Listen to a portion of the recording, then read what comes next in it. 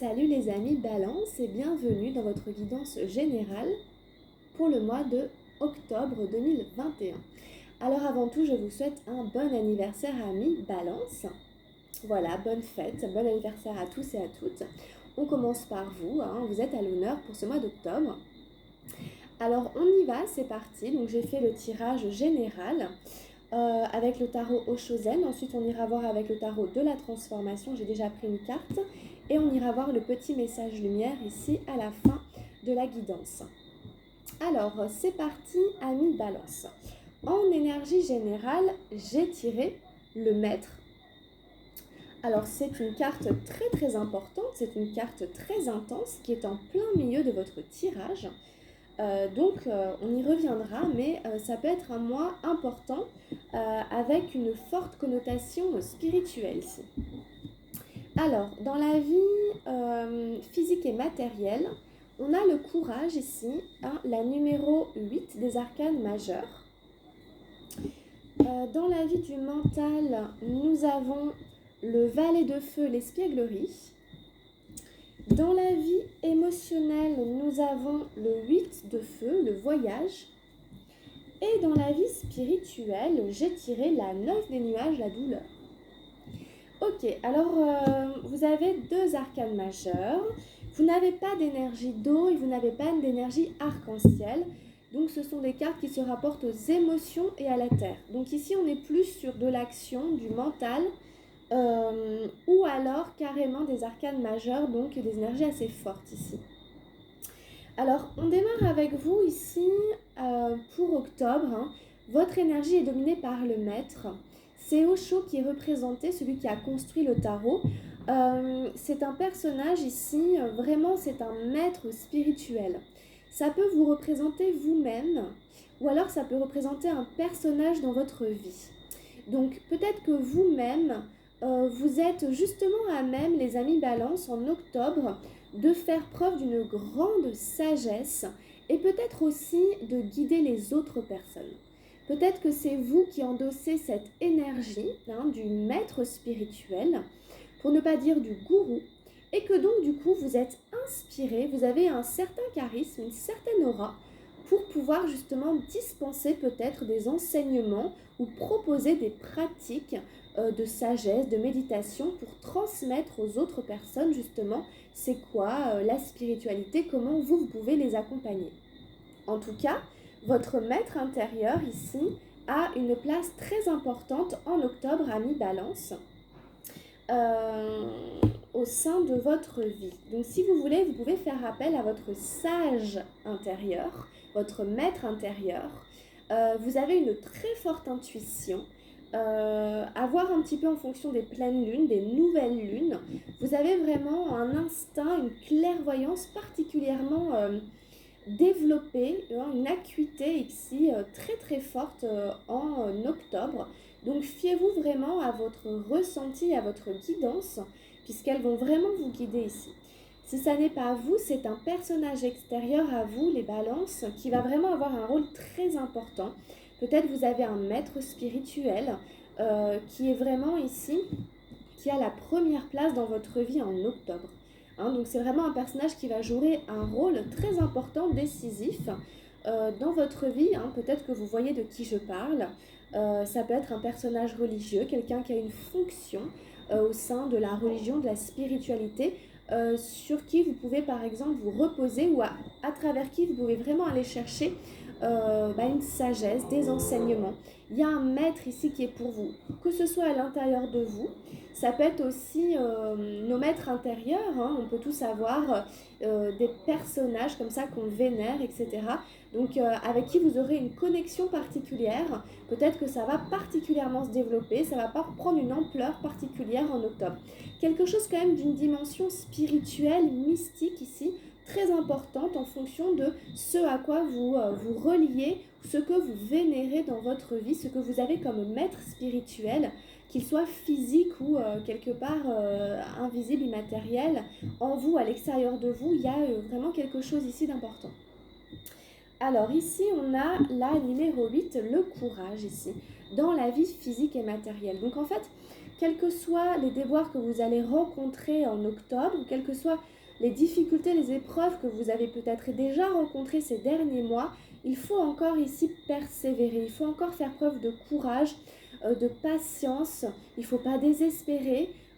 Voilà, c'est vraiment une carte qui vient vous rebooster, remettre de l'énergie là où il en manque un peu. Si la machine manque un petit peu d'huile ou de pêche, etc., vous voyez, il faut être comme cette fleur ici, hein, ne pas baisser les bras, ne pas courber l'échine. Vous pouvez avoir eu des difficultés financières, matérielles, votre maison, votre santé ont pu être mis à l'épreuve ces derniers temps. Et bien ici, justement, le tarot vient vous dire, allez, courage, encore un peu de courage. Et puis, de toute façon, on en a toujours besoin de cette graine du courage dans notre vie à certains moments. Donc, vous êtes vraiment ici coaché, reboosté par le tarot. Cette plante, elle a traversé beaucoup de choses, cette fleur. Elle a vraiment vécu des intempéries, elle a vraiment vécu des choses, hein, des sécheresses, etc. Mais elle n'a pas baissé les bras, elle a tenu bon pour pouvoir justement se déployer, fleurir et s'épanouir. Donc ici, ne perdez pas de vue votre objectif qui est votre épanouissement dans la vie. Hein, c'est votre raison de vivre, hein, le soleil, ce qui est solaire en vous, ce qui a besoin de vivre et de s'épanouir. Donc ici, courage, persévérez, ne baissez pas les bras, arrosez la petite graine en vous qui donne vie, qui a envie de vivre, qui continue à se battre, continuez à nourrir ces énergies en vous pour continuer et trouver justement suffisamment d'énergie, de vertu, de courage. Donc, c'est des cartes qui vont assez bien ensemble, moi je trouve, hein, le maître, le courage, etc. Le maître à l'intérieur de nous, la spiritualité à l'intérieur de nous a toujours besoin de courage, mais aussi de retourner à la source, d'aller se nourrir, etc. pour se rebooster psychologiquement dans tous les domaines de notre vie, pour surtout pas baisser les bras, parce que c'est vrai que les vicissitudes de la vie ont tendance des fois à nous plonger dans une forme de désespoir, pour ne pas dire de désespérance. Voilà, donc ici vous avez deux arcanes majeures très puissantes, hein, dans votre tirage, hein, déjà les balances, dans la vie générale et dans la vie physique et matérielle. Ok, donc c'est très concret. Alors on va partir un petit peu sur autre chose, hein, sur le reste du tirage. Dans la vie psychologique, mentale, on a le valet de feu, l'espièglerie. Donc lui, il va vous inviter à mettre un petit peu de magie dans votre vie, mais vraiment c'est-à-dire du côté de l'espièglerie, du côté de la malice. Donc justement, votre mental, ici, on vous invite à le faire pétiller. Essayez d'être inventif, innover, imaginez. N'ayez pas peur de faire le clown, n'ayez pas peur des idées farfelues, n'ayez pas peur de votre imagination qui pourrait vous amener à faire des choses audacieuses. Hein, ici, on vous invite à mettre de l'audace dans votre psychisme, dans votre psyché, d'accord? Donc, c'est un clown qu'on voit sur la carte. Donc, soyez clownesque, n'hésitez pas justement à, quel que soit ce que vous faites, quel que soit ce à quoi vous pensez, de faire preuve de fantaisie, de malice. C'est frais et c'est chaud. Vous voyez, c'est une carte de feu. Donc, il y a beaucoup de chaleur qui se dégage de cette carte. On est vraiment sur des couleurs chaudes. On est sur... par exemple, le chakra sacré, le chakra racine, donc tout ce qui est de l'ordre de la créativité, hein, et de ses racines. Et puis avec ces étoiles, hein, tout ce qui brille comme ça, tout ce qui, ces paillettes ici, c'est le côté un peu fantaisie qui vient aussi, vous savez, de cette dimension justement de l'imaginaire, de la fantaisie, etc. Donc ici, c'est une invitation un peu à ouvrir, hein, son esprit vers de l'audace, le fait de oser. Oser être différent, oser faire un truc qui fait marrer tout le monde et qui surprend tout le monde, oser être drôle, oser rire, faire rire, etc. Osez vraiment dans votre mental la différence. Il y a peut-être un voyage, hein, peut-être que c'est relié avec ce 8 de feu ici, hein, pour certains balances. Dans la vie émotionnelle, peut-être que c'est l'audace ici d'entreprendre un voyage que vous pensez déjà dans votre esprit. En effet, dans la carte du voyage, il y a des nuages, donc en effet, on ne sait pas exactement ce qu'on va vivre, hein, si on prend l'initiative de partir en voyage. L'idée, c'est de vaincre, hein, justement ces doutes, ces peurs, hein, qui pourraient se mettre un petit peu sur l'organisation, la programmation de ce voyage, accepter qu'il y a cette part de mystère, etc. et puis oser l'aventure encore une fois, oser quelque chose.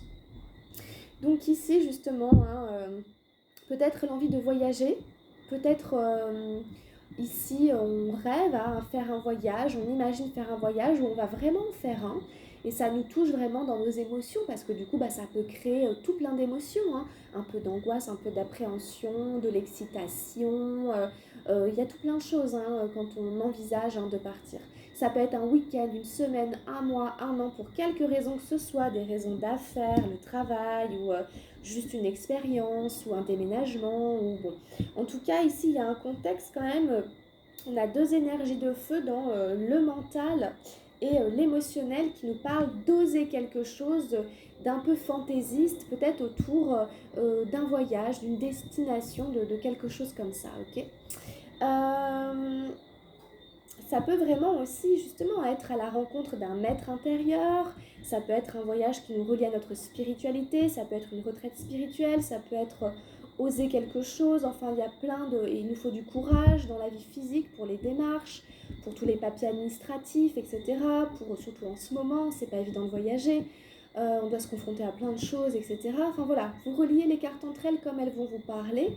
En tout cas, elles se relient quand même assez bien entre elles, hein, donc vous les placez vraiment en fonction de ce que vous vivez. Alors on a cette carte par contre, j'allais dire, dans la vie spirituelle, la douleur, ce 9 des nuages. Je ne sais pas pourquoi il est sorti, je ne peux pas vous l'expliquer, à vous de me le dire. Il est possible que ce voyage initiatique, ce que vous allez vivre, vous fait traverser une douleur. Il y a peut-être un deuil, il y a peut-être une perte, hein, c'est peut-être très concret. C'est peut-être aussi un peu métaphysique, hein. Il y a beaucoup de gens, hein, en ce moment, hein, qui vivent des deuils, etc., qui ont perdu des gens. Il y a plein de manières de le vivre. C'est quelque chose, voilà, qui nous relie au monde spirituel, invisible, qui est douloureux. Ça me fait vraiment penser au deuil, etc. On peut vraiment avoir des larmes, etc. Avoir la sensation d'avoir perdu quelqu'un, etc. On peut se sentir un peu isolé. Pourtant, il y a ce maître qui est là en plein milieu. Donc, si jamais il y a une peine comme ça, écoutez, voilà, c'est un numéro 9, donc c'est la fin aussi, hein, d'une période peut-être souffrante. Voilà, avec le monde un petit peu de la spiritualité.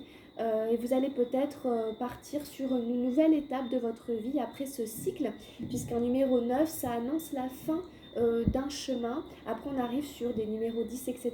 C'est d'autres cycles qui arrivent, donc c'est la fin aussi peut-être d'une étape un peu douloureuse qui vous touchait aussi dans votre manière de vous relationner à la spiritualité ou à la religion, etc. Peut-être des choses, vous les placez comme ça vous parle, de l'ordre du sacrifice, de la peine, je sais pas, des pertes, des deuils, etc. qui, bon, une carte d'air, voilà, des nuages, où dans le mental c'était un peu difficile.